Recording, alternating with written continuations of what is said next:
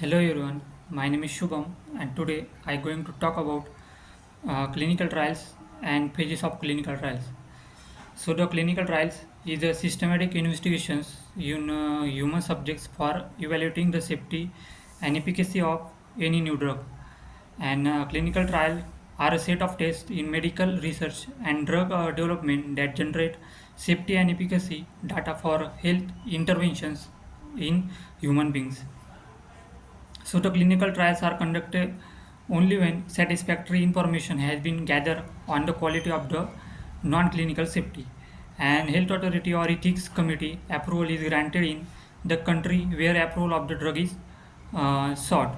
So the clinical trial is the mainstay of for bringing out new drugs to the market. So there are several phases of clinical trial. That is, first one is phase zero study. That is microdosing, the study of new drug in microdoses to derive PK informations in human before undertaking phase one studies is called phase zero. So the microdose, the less than uh, 1 by 100 of the dose of a test substance calculated to produce pharmacological effect with a maximum dose uh, less than 100 micrograms. So the objective is to obtain preliminary pharmacokinetics data and preclinical data to is the subacute toxicity study in one species by two routes of administration. So this is very early studies of the pharmacodynamics and pharmacokinetics properties of a potential drug in humans. So the microdosing approach could accelerate drug development without compromising clinical safety. And the microdosing helps researchers select better drug candidates for clinical trials by providing early human PK and bioavailability data. Now the advantages is to less chances of adverse effects and it's a short duration and less number of volunteers are used and reduce cost of development and reduce drug development time.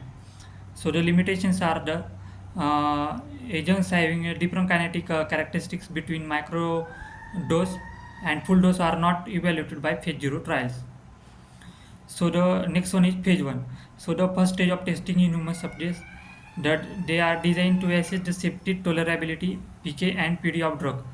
And mainly 20 to 25 healthy volunteers are needed to conduct phase one trial. And it patients like anti-cancer drugs and AIDS therapy. And its duration is 6 to 12 months and no blinding or open label. So the page one is the basic prerequisites. That is the first one is preclinical data are required, IND applications, and next one is approval by the regulatory authority and a protocol approval by the ethics committee. And next one is informed consent are required from the patient and adherence to declaration of Helsinki ICHGCP guidelines at the start as well as from time to time during the study. Now the aim of phase 1 trial to determine the maximum tolerated dose of the new treatment. Any maximum tolerated dose is found by escalating the treatment dose until the dose limiting toxicity is reached. So the kinds of phase 1 is SAD or MAD, that is single ascending dose studies, and MAD means multiple ascending dose studies. The food effects is investigate difference in absorption caused by food. Now the objective of phase 1 study, that is primary and secondary. That is primary is tolerability and safety or pharmacokinetics, and is secondary is pharmacodynamics. Now the phase second trial, that is therapeutic exploratory trial, and it needed 20 to 300 subjects to confirm effectiveness, monitor side effects, and further evaluate safety. And first in patients who have the disease that the drug is expected to treat, and duration is 6 months to several years. Now the objectives are efficacy in patients, that is primary objective, and safety issue, that is secondary objective. And review of phase 1 data, that is innovator expert IRB or DCGI, and prior approval by IRB or DCGI is mandatory. Next one is phase 2 types, that is phase 1A, phase 2A, and phase 2B. Like phase 2A is designed to assess dosing requirements, and phase 2B designed to study efficacy. Now next one is phase 3 trial, that is therapeutic confirmatory trials, that is a large scale multi-centers randomized control trials and target population several hundred to 3000 patients, and takes a long time, up to 5 years, and to establish efficacy of the drug against existing therapy in larger numbers of patients, methods of uses, and to collect safety data, etc. Now, the objective of phase 3 trial is to assess overall and relative therapeutic value of the new drug efficacy, safety, and special properties, and to determine optimal dosage schedule for use in general.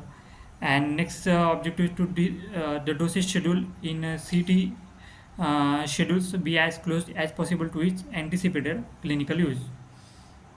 Now, the prerequisites for the phase 3 is efficacy and dose schedule defined in phase second studies, no gross ADRs, and long-term preclinical safety studies completed, that is chronic toxicity, carcinogenicity. And next one is to marketing influence favorable and IRB and DCR approval obtained. Now, the next one is a phase 4 trial, that is done after drug has been marketed, and post-marketing surveillance, and it's no fixed duration or patient population.